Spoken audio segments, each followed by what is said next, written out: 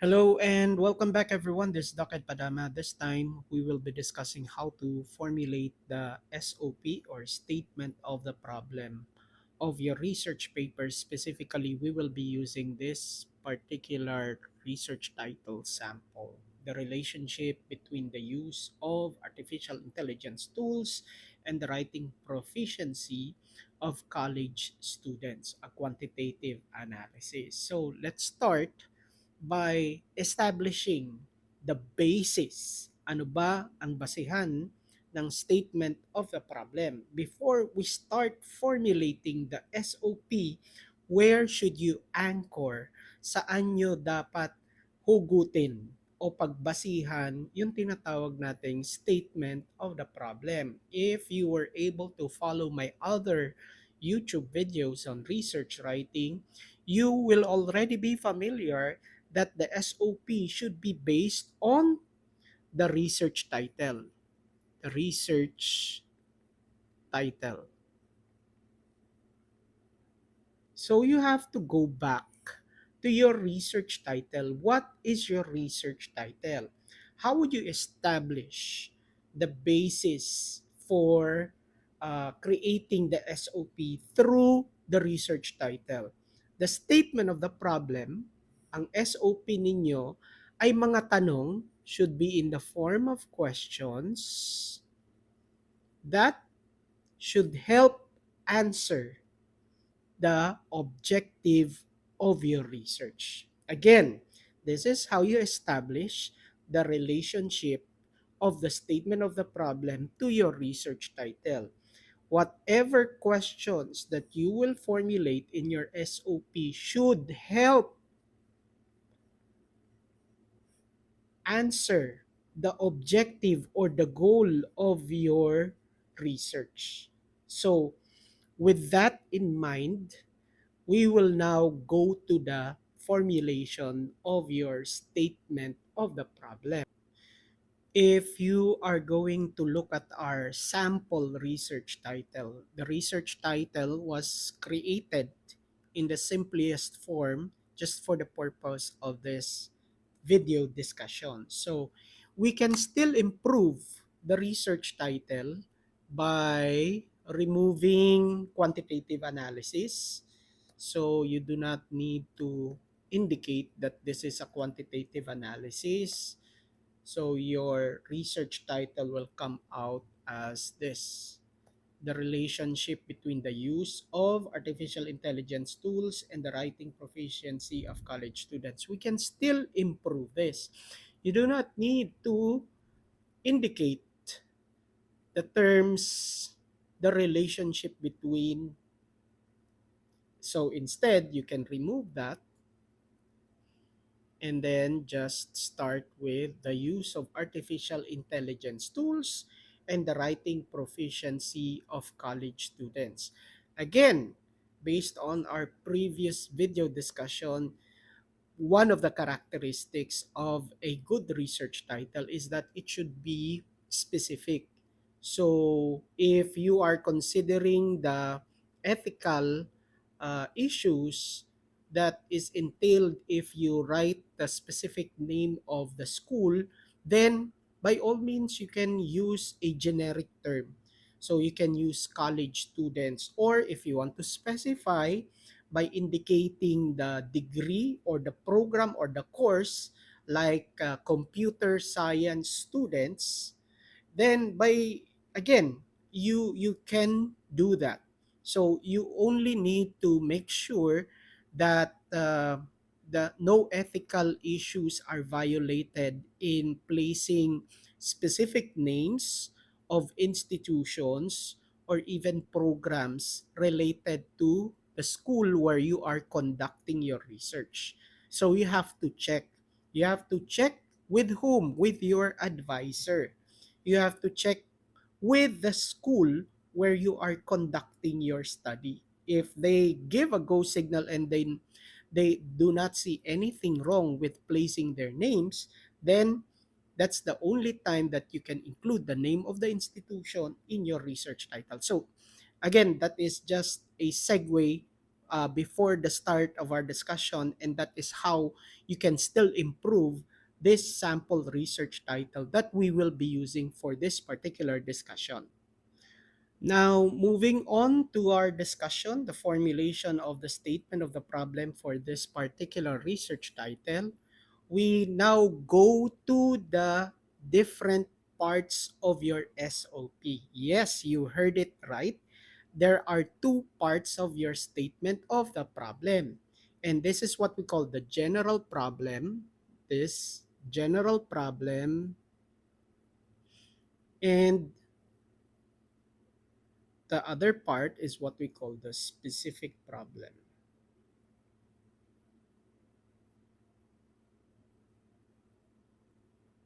Okay, so we are going to look at each part and try to dissect and explain what they should contain so that you would know what you will be writing in your in these different parts of your statement of the problem. So if you're going to look at the general problem part, which is this part, we can still improve some parts of this general problem. But basically, if I'm going to explain to you what you should write in the general problem, it is just the restatement of the research title and an introduction, a brief introduction or a background of your study.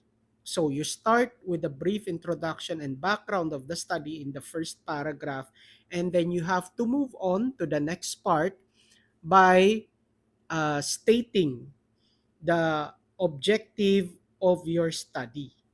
Okay, the direction of your study. So let's try to look and dissect if this particular paragraphs, paragraph 1 and paragraph 2, are at par with what we have discussed. So number 1, again, as I mentioned, they should include a brief introduction and background of the study, which is the use of AI tools and the writing proficiency of college students. So if you're going to read the increasing integration of AI tools, specifically ChatGPT, Grammarly, Killbot, in academic writing has reshaped how students approach writing tasks or writing activities. This is already uh, a statement, a topic statement that is presented in the first sentence of your SOP. So this topic statement already encapsulates, already includes part or majority of your study. Okay? The reason why you are conducting this study is because this these variables, artificial intelligence tools, and the academic writing of college students is now evolving. It is being reshaped. So the writing approach and writing skills of students are being reshaped by the introduction of artificial intelligence. That is how you present a very strong topic sentence in your general problem. Moving on to the second statement.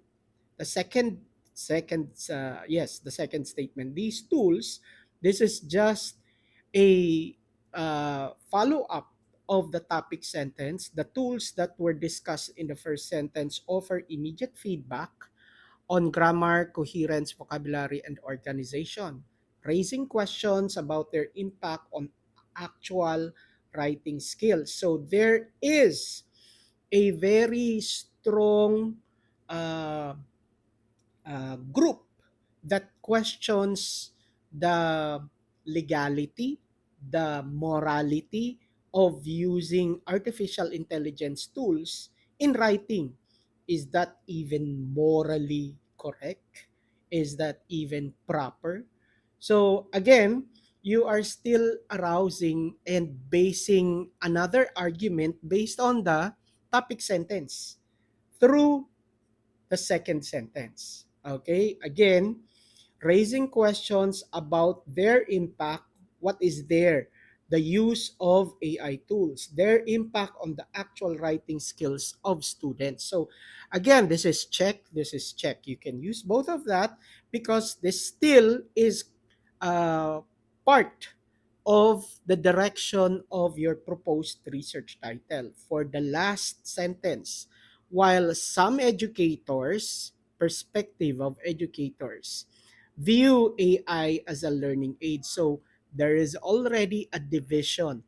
There are educators who are against the use of AI tools, and there are also some educators who view AI as a learning aid, as a learning tool, and they do not shun away from the the possibility of making artificial intelligence tools as part of a strategy that can help students in learning better, faster, and more efficient. So there are a group of educators that are in favor of this particular technology. That is what the third sentence is presenting.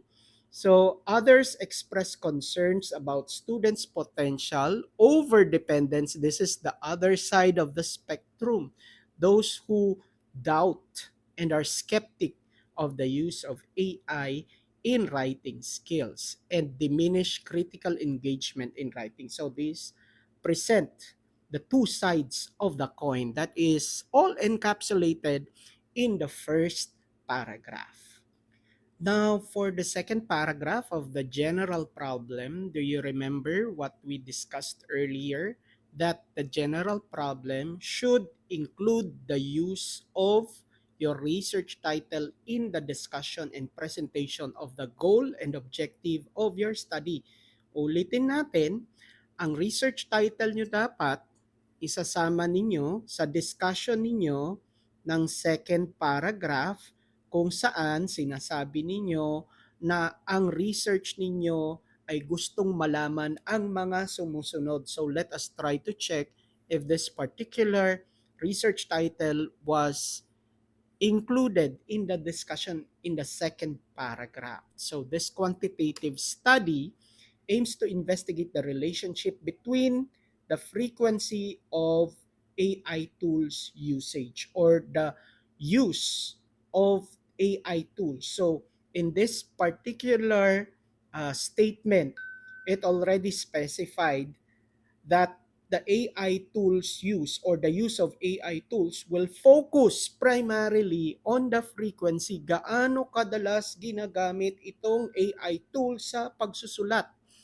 Okay? But this is already, again, going back, AI tools use, this is already directly related to your research title and the writing proficiency of college students across specific domains. These domains are specific areas, mga writing areas. So hindi mo pwedeng sabihin writing skills. Anong specific writing skills? Ang tawag natin doon are domains or areas. It will be reflected and it should be reflected in the creation and formulation of your specific problems. Mamaya makikita nyo yan, lalabas yan. Okay?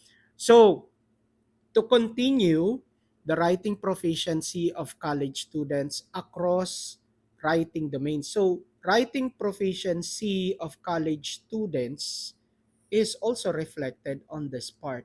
The frequency or use of AI tools is also reflected on this part. So, this is again already directly linked to your research title. So this is already a very clear and very good writing of the general problem. Actually, the presentation and inclusion of the research title is already paraphrased instead of using the actual research title. Pwede niyong gamitin ito as is in toto.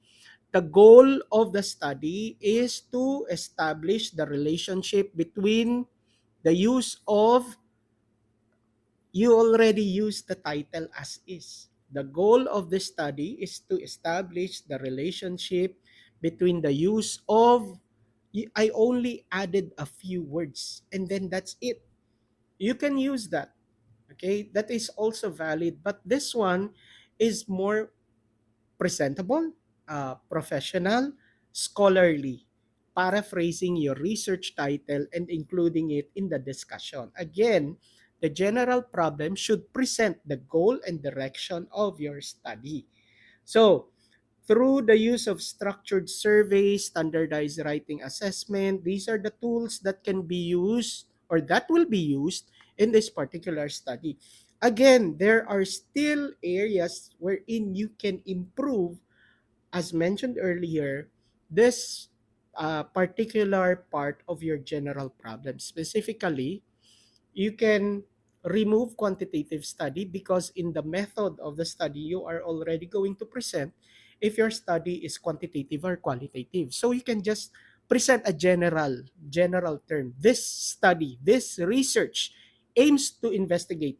Remember earlier, may sinabi din ako, the direction of the study, the aim of the study, the goal of the study is to investigate the relation of, then use the title, the relationship of, and if you're going to compare it with this part, the second paragraph, again, this is paraphrased, which makes it more scholarly or which makes it scholarly.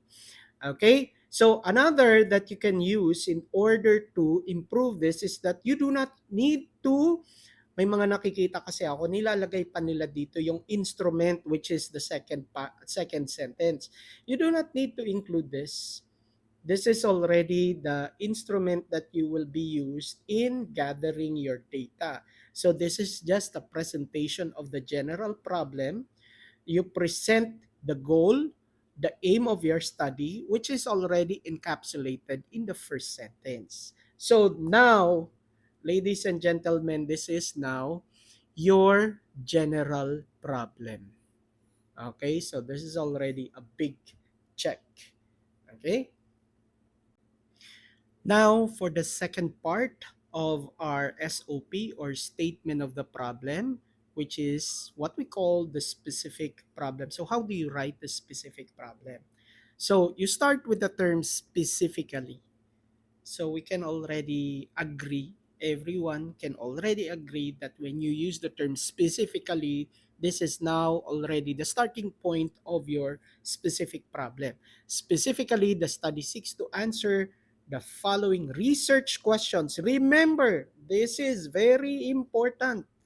Again, I'm going to reiterate and emphasize and put weight that specific problems should be in the form of questions or research questions. Okay? So these questions, these research questions should help answer your research title or the objective or aim of your research title, which is to establish if there is a relationship between the frequency of use of AI tools and the writing proficiency of college students. So you have to bear in mind the direction of your study before formulating your specific problems or your specific questions. So, specific problems, the most common question that I get is the number of specific problems to be formulated. Sir, is there a specific number of problems that we should create when writing the specific problem? The answer is no.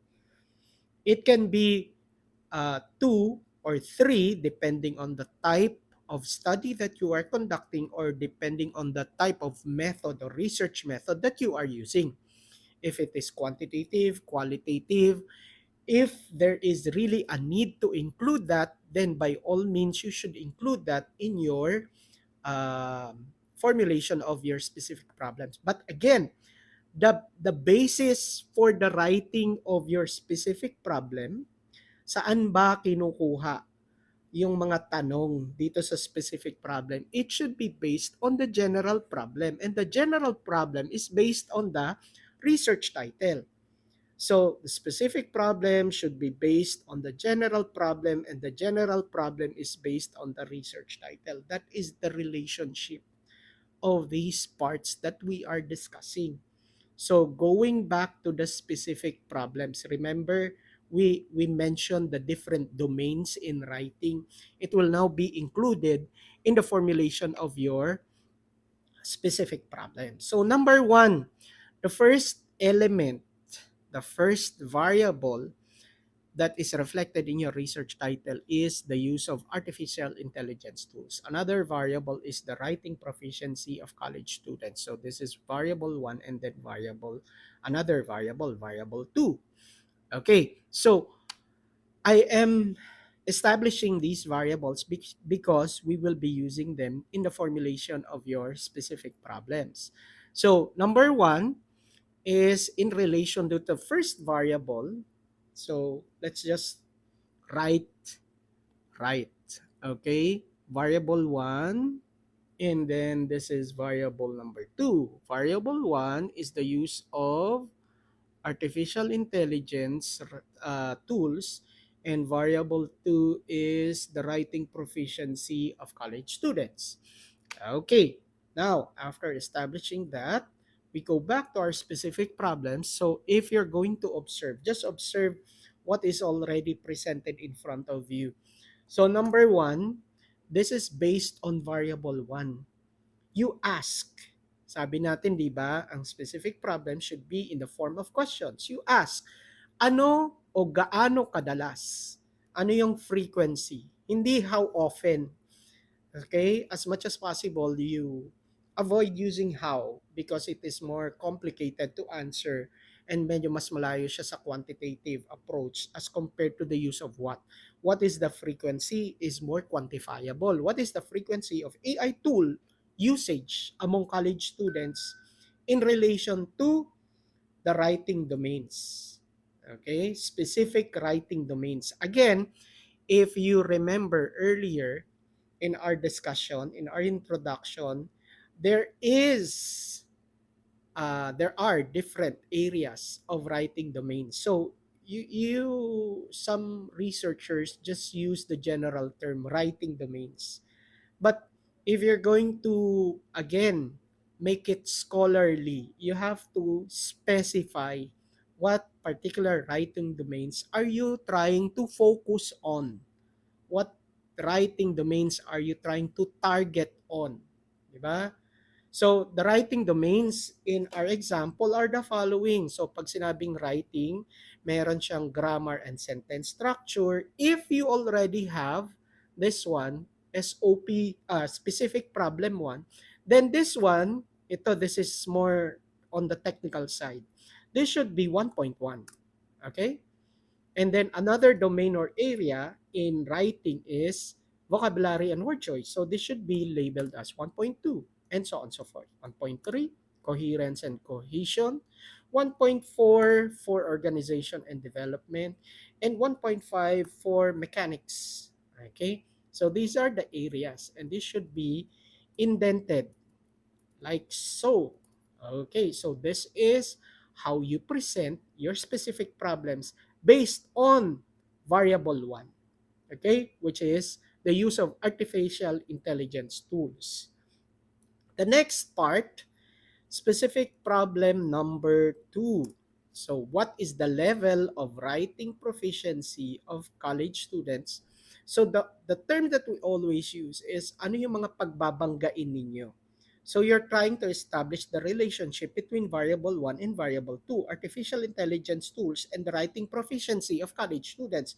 Therefore, your specific problem should be focused on these two variables. So if you're going to look at SOP1 and SOP2, they are directly related to the variables that is reflected in your research title.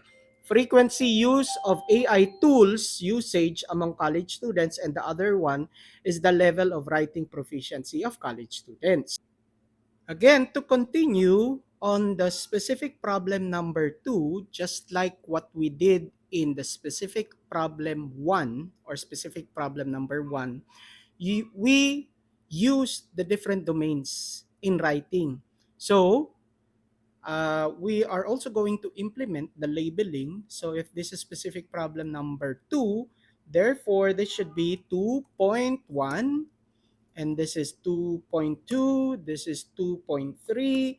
We are using the same domains, 2.4, and then this is 2.5. And again, for the area of technical writing, you should indent the following domains. So we have already established the variables or included the variables in the formulation of our specific problems, which is number one, again, the use of AI tools in relation to writing, and the other one is the level of writing proficiency of students. This is what we need to establish. Is there a relationship between the two variables? So it's as simple as that. That is how you formulate your specific problems based on the general problem, which is anchored on the research title. Okay, next. For specific problem number 3, you are now going to establish the relationship between variable 1 and variable 2. That is why if you're going to read the next part of our specific problem, it establishes the relationship, significant relationship, the SR, between the two variables. So, we are going to label it as specific problem number 3, and then is there a statistically significant relationship? So you can already eliminate this one because obviously you are going to use statistical formulas, so there is no need to indicate that it is statistically. Okay, so is there a significant relationship? Is there significant relationship between the frequency of AI tools used and the students' overall writing proficiency scores, including the specific domain-specific performance, which is the 5 areas indicated for specific problem 1 and specific problem 2. So, binangga nyo na yung SOP1 tsaka SOP2. The main issue that I always observe in writing the SOP for correlation or establishing the relationship of variables is that most researchers include the profile or demographic profile of the respondents in the establishment of significant relationship, which should not be. Do not use profile or the demographic profile of respondents if you are not going to establish their relationship. Kung hindi nyo sila gagamitin at ibabangga nyo sa isang variable at ilalagay nyo sa SOP, that is a big no.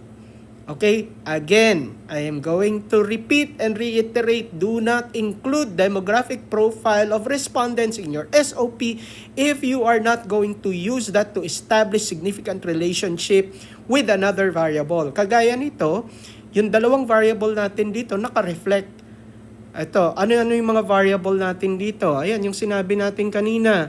Paulit-ulit nating sinasabi, yung variable natin is yung AI tools used and the writing proficiency of college students, which is again in line with our general problem and in line with our research title. Okay, I hope that is already clear and na-establish na natin significant relationship nung dalawang variable. Okay, the last, you cannot write a study, a research paper, wherein you just identify if there is a relationship or not. Parang bitin. Okay? You have to make sure that you produce something that is useful in the writing of your research paper. So that is the direction we are going in the specific problem number 4. So if you're going to look at our specific problem number 4, we are going to label or number it as number 4. Okay? No, doesn't want to be labeled number 4. Based on the findings of the study, what teaching intervention can be proposed to enhance the writing instruction that integrates AI tools responsibly Okay, just to satisfy both areas of argument, both the skeptic and the proactive, what uh, what teaching intervention can be proposed to enhance the writing instruction, specifically one that integrates AI tools responsibly and effectively to support students' development across key domains or key writing domains, which is the 5 domains that we used in our formulation of the statement of the problem. So basically, this is already a very good formulation of our statement of the problem based on the sample research title that is provided in this particular discussion. So I hope you were able to take away ideas that would help you not only write your SOP, your general problem, your specific problem, but also help you understand the relationship of these 3 areas so that you would be better equipped in answering questions during your research defense. So again, if you are new to our channel, please subscribe to my YouTube channel at Doc Ed Padama. Share this video to your friends, to your classmates, to your group mates, and then click the like button if you have any questions related to research writing. Write it on the comment section below this video. Thank you very much, everyone. Stay safe and God bless. I'll see you on our next video. Bye.